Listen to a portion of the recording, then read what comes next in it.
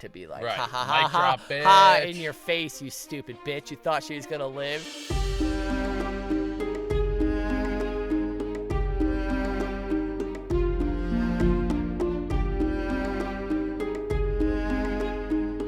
What up, and welcome to another episode of Brotherhood Without Manners, your favorite spoiler reread podcast of George R.R. Martin's Song of Ice and Fire series. I'm Nate. Joining me, as always, my esteemed guest, Ooh, esteemed. co-host. He's being polite today. Because I was able to sneak in the guest. He's not actually a head co-host. Oh, shit. Zachary. Hey, we just go around with Zach these parts, but you That's know. true. I haven't called you Zachary in like 20 I years. sure haven't. That was uncomfortable for us all. So, listeners, you guys are pretty cool. As everyone knows at the time of recording this, at least, Nate and I haven't put out episodes in a hot minute, but we're, getting some in the chamber for y'all. But we're still getting shit on the socials from y'all, and that's just really, really cool. You guys have been asking for more episodes and just, hyping us up, and we see it all. And so I just thought I'd take a moment here at the top to... Yeah, we're hard at work. We, because by the time this is heard, people will be like, what? There's a full catalog. Right. If you just binging. We're taking a different approach. We're actually backlogging episodes. Right, we so that we can... restructured the entire podcast to fit more with our much busier lifestyles than when we originally took on this project. But full steam ahead, we absolutely intend on continuing and finishing the current A Song of Ice and Fire content, and hopefully that includes up through wins, ? Yeah, one day, But perhaps. we see you. We're reading all your shit. It's really cool. It's dope to hear from you all, as always, but the hype is real because we're doing it. Yeah, so because Zach interrupted me last episode, if you didn't hear up in the intro, we are full spoilers. So when we start moving forward here with John 7, be prepared. For the death of the king. No king, la la la la la. Do you want to give a recap of the previous? Idiots! It's pretty simple. John 6, John had taken an arrow to the knee, and that was his days as an adventurer. Well, not really. No, he took an arrow to the thigh from his love Ygritte, because the climactic moment at Queen's Crown finally occurred. Bran in the tower was warging some Hodor. It's Horgan. He's warging some Hodor to keep him quiet, and then some summer, so he's horging it up. And John, outside the tower, was dealing with the Thenns wanting to murder this poor farmer who was just in the way, essentially, because he could raise the alarm bells that wildlings were south of the wall and on really their way they wanted John to murder him. Right, here, finally, prove time it, you can right? prove Yeah, it. because they didn't trust him, which of course they shouldn't have. As Bran warging wolves attacked, John took that moment to, the old man still died, but John took that moment to grab a horse and get the fuck out of Dodge finally, but Ygritte sunk an arrow into him, and so he was pretty fucked up. The horse was near exhausted, but he finally made it to Molestown, where he sounded that alarm, and then finally also to Castle Black, where he got the download from Aemond and Gren and Pip. Sam killed a White Walker, Sam killed a White Walker, and everything's shit. Mormont's dead. Traitors, all that's mutineers, all that shit. So John fills them in, wildlings south of the wall, and here we are. The day has come. Yeah, we get to catch up with Sam, little Samwell next chapter. Well, that's chapter. Next chapter. This one, John 7, opens with, "They woke to the smoke of Molestown burning." Metal as fuck opening. Hell yeah. I really like this chapter a lot. It's kind of similar in a way to the Red Wedding in the carnage and chaos, as once it hits, it just hits. But I do like the slow burn of George letting us go through the entire day of anticipating the attack, similar to the men of the Night's Watch doing the exact same thing. John is literally on this roof the entire chapter until the very, very last paragraphs. And so it's that. We get to build this tension of what it's like to be defending a non-defendable castle. It builds and builds slowly.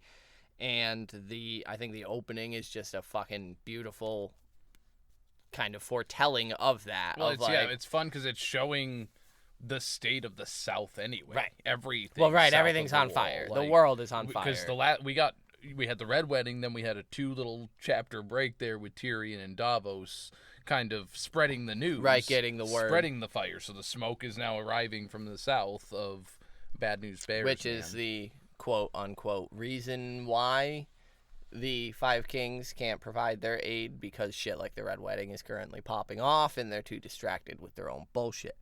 So we get the kind of lay of the land here. Jon is atop the King's Tower, leaning on a crutch, doing the best he can, because homie is not in a good state with this leg. It actually gave me the queasy leg, reading about it, because he needed help getting fucking dressed. Donald Noy was kind of giving him shit about, are you even capable of fighting today there, Johnny boy? Because you're struggling to fucking stand, my dude. Right. And Jon, being Jon, is like, I have to. I'm the bastard of Winterfell.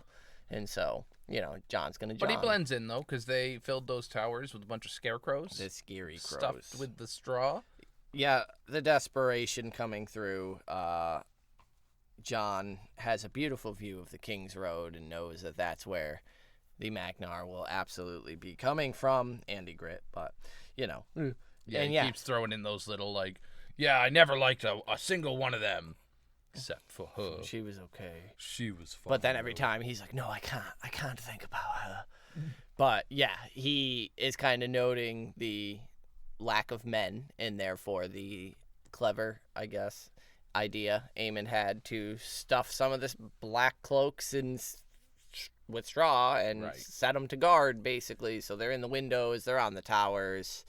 Yeah, because they've got a couple extra people from Molestown that were willing to evacuate, but otherwise they're ragged. They've got next to nobody to man this castle, or any castle for that matter. But, right. Yeah, they're dealing with the remnants of what was left over from Mormont's march. Right. And those stragglers that managed to make it back from the Fist of the First Men and the mutiny at Craster's Keep. That's fucking 2 huge events that they had to make it through, and that we'll see next chapter. Sam is just now making it back to the wall.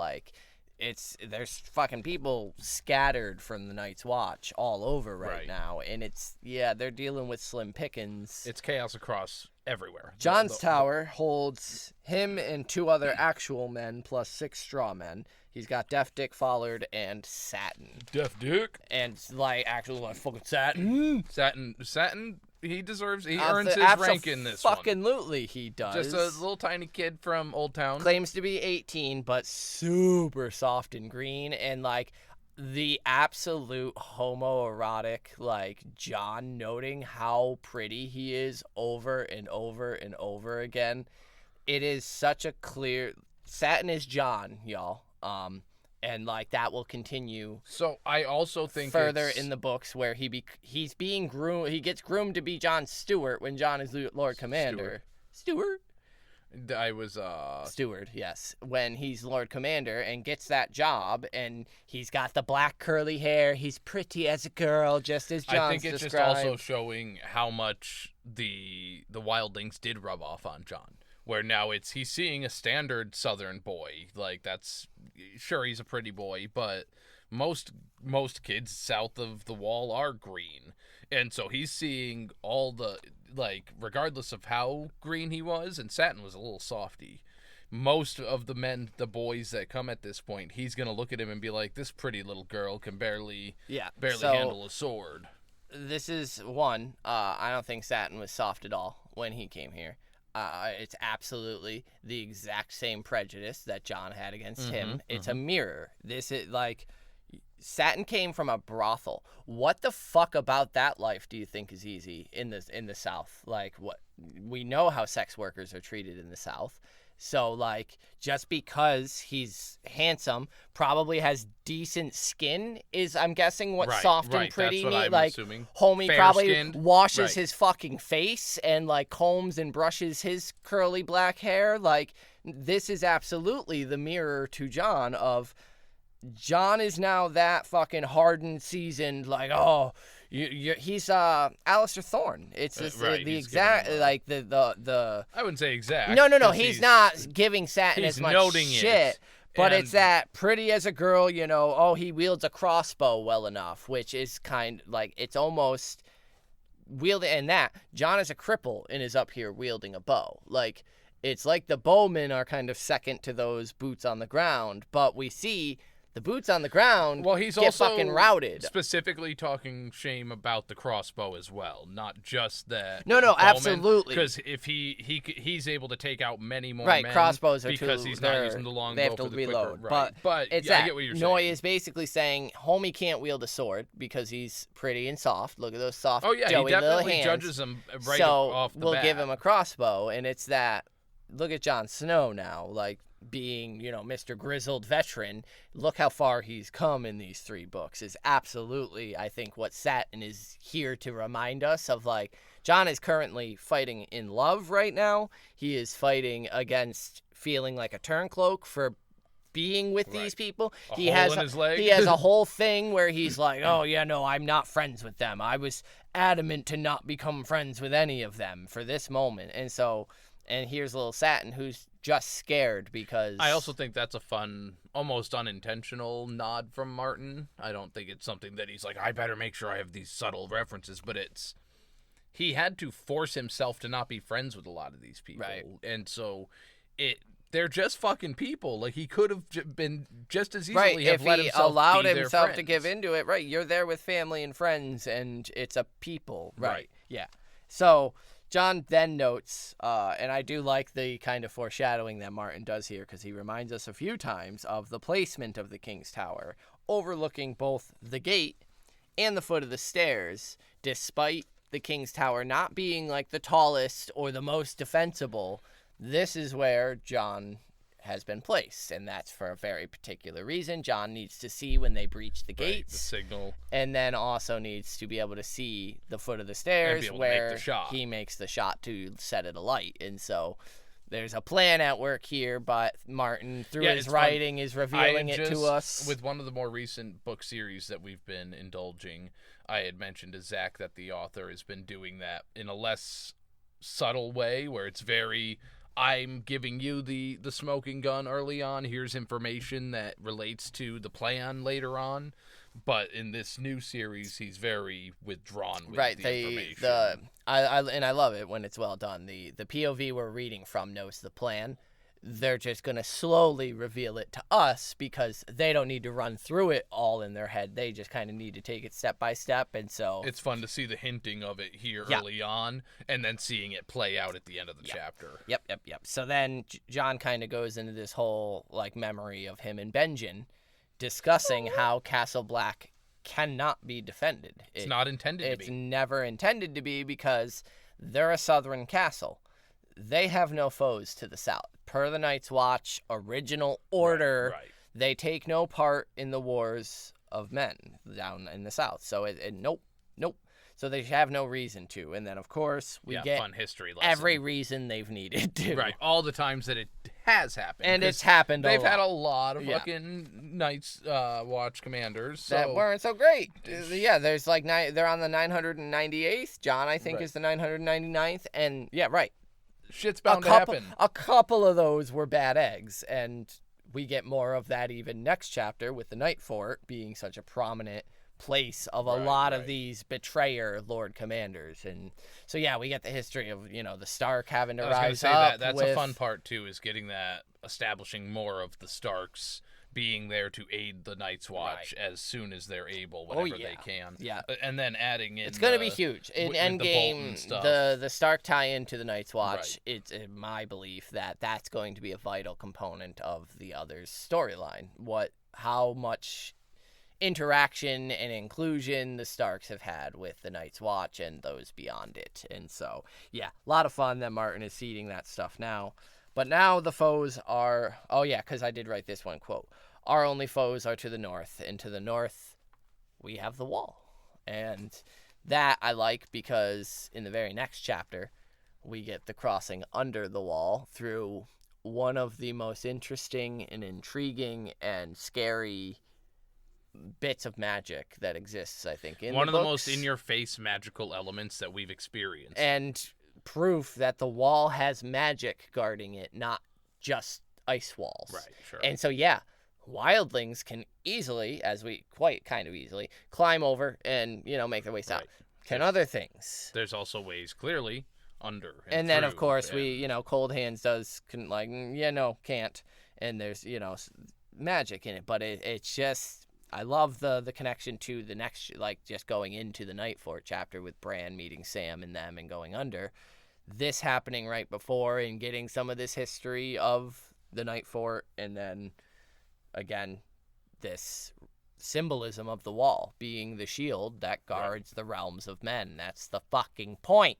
And that kind of leads him to stating that the best option they currently have would be to meet them, to take all their forces, rush out right now, fight down those wildlings, the Thens, and just slaughter them where they stand. We don't have the horses or the men. Right. He's chilling up here with Deaf Dick and Satin. Right, if he had nearly enough men, it's a pipe dream. That would not be the case. Right, well, and Aemon wouldn't have had to send out pleas. And so, yeah, instead, they took everything of value of theirs and moved it to the top of the wall via the winch and people carrying it up the stairs. And they had built a crescent shape, and so John jokes that, now Castle Black has a wall, and it's crescent-shaped barrier of kegs, barrels, casks, sacks of grain, sacks of just shit piled up in a crescent around the gate, the gate to the north through the wall, and the stairs. And that's, again, part of the plan. They're putting flammable shit all over here, and the civilians from Molestown are making their way to the top, and John notes Gren and Pip, helping the elderly cross the street. It's fucking adorable, we're supposed to like these guys. Look at my friends. Right, they're being nice. good guys. And then, he notes, casks being put under the stairs, and we even get, it'll come up later, but note a fucking Rast, the little bitch, is raking dry leaves under it. Just all this flammable fucking shit being piled underneath, and so I lost my place in my notes. Shocker. We get going. So he starts thinking about the letters, right. all the letters that were being sent out, one that we just read. Yeah. And how everybody's a bunch of fucks. They're just ignoring everything, not understanding why. And then they kind of, I guess there's some conversations, but nothing relevant passes really between Dick and, because Def isn't really chatting. Well, he does note that Donald Noy is taking control of shit down in the yard. He's a shouter. Yeah, and he's got a lord's voice, and he thinks again about his lord father and the lord's face, the lord's voice. Tywin has a lord's voice, and it's just very fun note that Donald Noy is sort of the one taking charge here when everything is fucked. John notes that three-quarters of Molestown. Yes, 3/4 is 3/4. Yeah. Heeded John's warning and came to the wall. Noy declared that any man able would be helping to defend, or they could fucking try their luck elsewhere. Right. And so they armed them up, and the then women were helping Clytus and Aemon with any of the wounded, and even the children are helping cook and run shit, water, Everybody's supplies. doing their part. Everyone's pulling their weight. 2 whores from Molestown had even offered to fight, and were given a place on the stairs with crossbows, which it's now my new theory. It's one of those 2 that got Ygritte. Oh, yeah? 1,000%. 1,000. Their angle on things and where she's found, I think, match up. And just, it's almost a side note of, oh, they volunteered. So, again, give them a crossbow. Let them think they're helping. What are they going to do? They're Molestown whores. So, again, probably seen some shit. They're dealing with nice watchmen. And so, I 100% think they were yo, look at that little redhead bitch down there. She is fucking nailing Night's Watchman. Got her. Not taking my fucking money, bitch. 100% it's my new pet theory that it was one of the 2 sex workers from Molestown. I love Just it. making sure they keep their money. Queens on the wall. Watch it. Hey, you don't come spreading on my turf. A fucking 100, no. nah, bitch. Hell no. Nah, bitch. So love it. John and Satin, are kind of chit-chatting. Midday comes and goes. They're brought some food by Owen the Oaf. And, they chit-chat a bit. And then, right, you had mentioned the letters, the pleas. But John says, if help is coming, it ain't coming today. It's coming from Stannis, but, it's just now coming. Like, right. Davos just now got clued in. So they fall into a kind of nervous routine. Right. Satin begins to pace. Deaf Dick Follard sleeps. And then they're fed again near evening fall. And basically John's like, yeah, last meal. Okay. Right. And was it Satin who I thought it was fun going up to like the straw men and just making sure they're perfectly placed. Yeah. A weapon. Fidgety. He's nervous as shit. Yeah. And John was giving him shit about that. I'm like, what do you expect? Like you're what else does he have to do? Right. Like... Yeah. Right. And so, as the sun sets, they came in the night. John has Satin light a fire and prepare the oil. Very important. And he goes down himself to bar the door, and he regrets it. He was kind of hoping to stretch his leg, but it's a fucking very recent injury, and so it's agonizing, and begins to head back upstairs. He watches the stars begin to come out and wonders where Ghost is, and about Ygritte. And then I wrote the quote out because it's so goddamn good. They came in the night, of course, like thieves, like murderers. I also wrote it. Oof. Yeah. How quickly his internal point of view changes. That's and perspective, man. And to be fair, the Thens have always been pieces of shits. Like yes, Thens are thieves and murderers. They're not good, but you got Ygritte, and she's just trying to live her best life. Yeah. They're not all thieves and murderers. It's the same. I mean, it's the same argument to be made for, Bronn versus Sir Egan in the Vale. Right. Bronn fought to win. And so is it less honorable to fight to defend your own life? Because that's kind of where the Thens and, Mance Rayder and all that are at right now. And so... it's the same thing, Ty.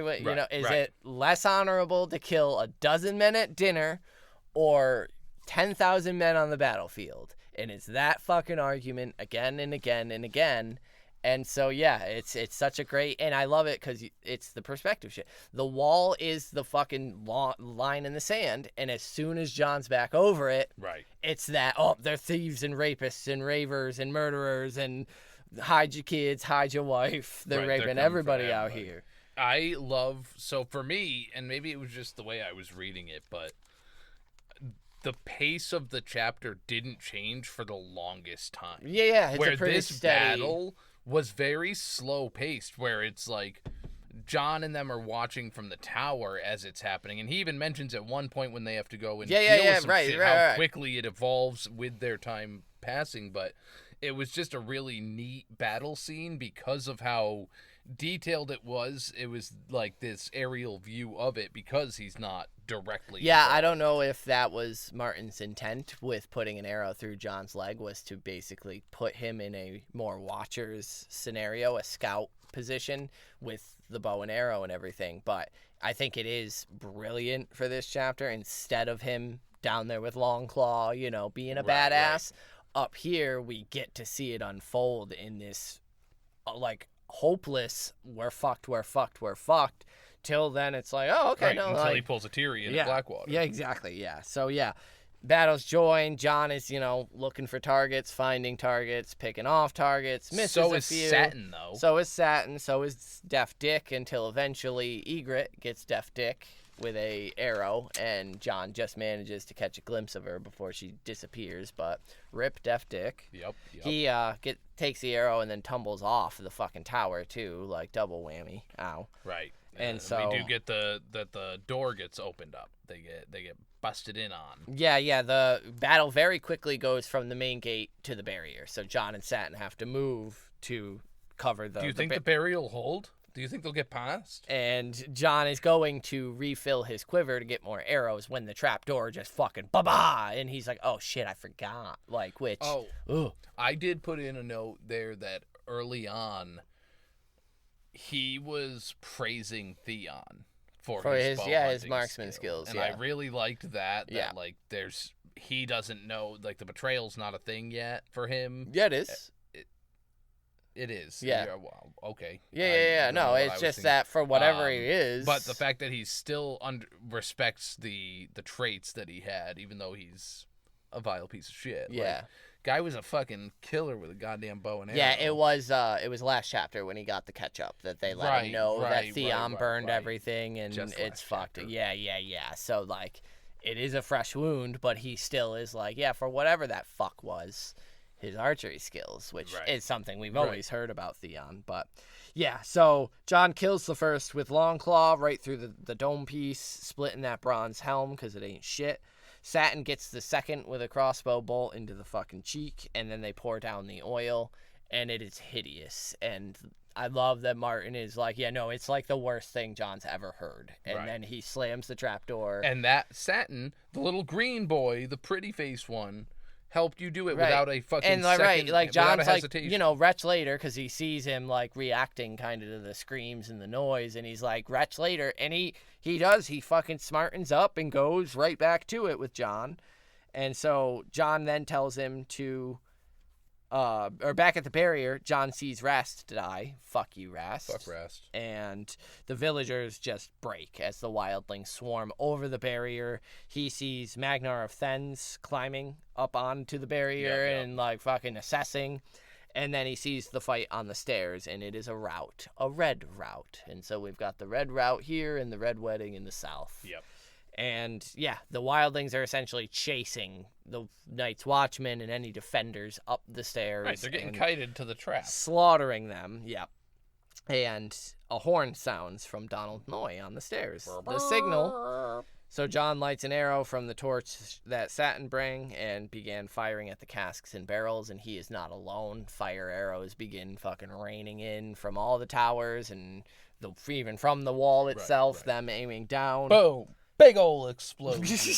Jesus. The plan ignites. All the flammable goes up. The stairs immediately catch some of the landings having been drenched in oil.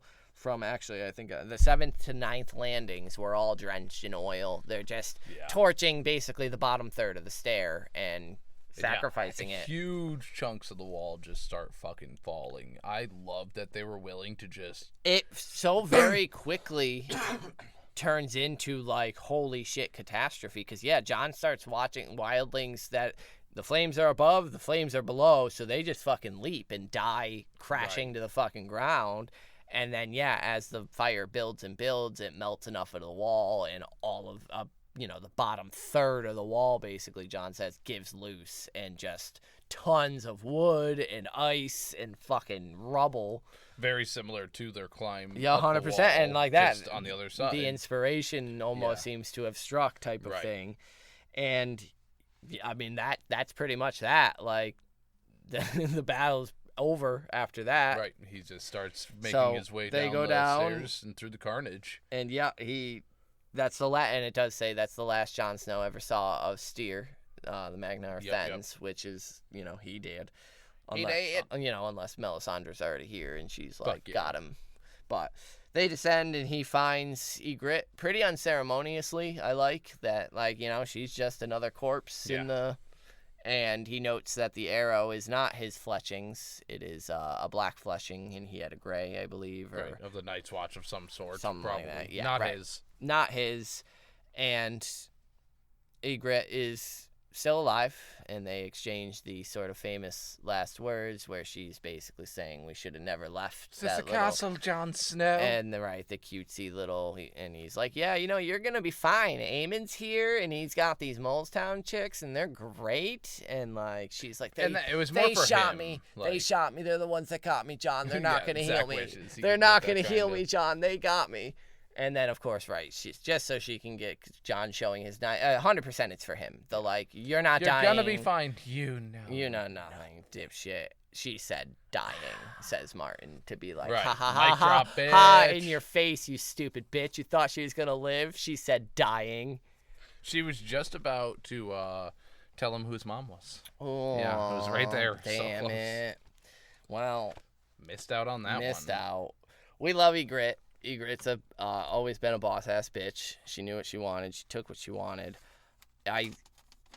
sort of hate that she dies here. I would have loved to have seen her develop further in the books. It absolutely, thematically, story-wise, it makes sense for Jon and his trajectory to lose a love interest like this, but Ygritte was just this little chaos ball, and I loved her. She was cool. I loved her, and so I really like this scene. I do, again, I just like kind of how unceremonious it is, where he just finds her, like, between one of the towers, and, like... Yeah, and honestly, the whole chapter felt that way to me. Unceremonious. Just another day. It's just a Jon day at up the here office. just explaining, it's like... Jon's get ready now with me what? video. Like, Get ready with me as Right, the like, pens come down the getting King's scarecrows, Road. making them look like they're, Scott. Yeah, and then he's rough. fletching his arrow. Get ready with me, fletching arrows. I hope this one doesn't kill my lover. We'll check after the battle. Yeah, it's a phenomenal chapter. This one, I think, is more symbolism in a lot of things. I love at one point Martin describes the sky as being the color of a blood bruise. And, like, you can just fucking see this chapter. And I don't know what it is about this one, but this one, maybe you can't. There's that whole thing, I can't remember what it's called, where you can't visualize things. I can, and in my reading this, I was on that tower. I could see the sky as it developed through the day. The wall, like, it was just so well described, but in Martin's way of almost leaving more to your imagination than not. And it was just really good. I really enjoyed the whole kit and caboodle. It was fine. You're fucking... No, I liked it a lot. It was a good... Limp dick energy from Nate. So, if you would like to hear more of this floppy fish talking about whatever the fuck he's got going on... next, we're diving into some Brandon.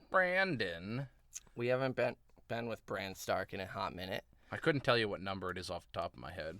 Did I 4, I think. It's a surprisingly low... Yeah, 4. It's a surprisingly low number. Last chapter with Bran, as I said, we were at Queen's Crown. And so next, we'll be encountering Mr. Samwell Tarly and young Gilly at the Night Fort. Right, as we cross paths. Mira and Jojen, Bran, Hodor, and Summer to go north. And so, Jon, great chapter. Ygritte's gone. Rip. Steer Magnar of Thenns. Rip. You deserve a rip. Rast is fucked. Get fucked. W for everybody. Suck it. And suck so, the wall is forever changed. Yeah. It's not. Changed enough. They'll rebuild it. Sure. But it was the cool. ice will freeze more. It was cool. They defended the first, like poking, like, hey, what do you got in there from Mance Rayder? So that's cool. Right. It wasn't even like a full-scale attack, but that's all right. We're cool. We're all cool. We're all right. We're good. Right. We got this. We didn't lose anybody on our side in that. Yeah. So we do see your comments. Send us emails withoutmannersbrotherhood@gmail.com. We still see that. Yeah. So. And cool. Reach out to us. Yeah. We'll catch you on the next one. Valar de Harris. Peace.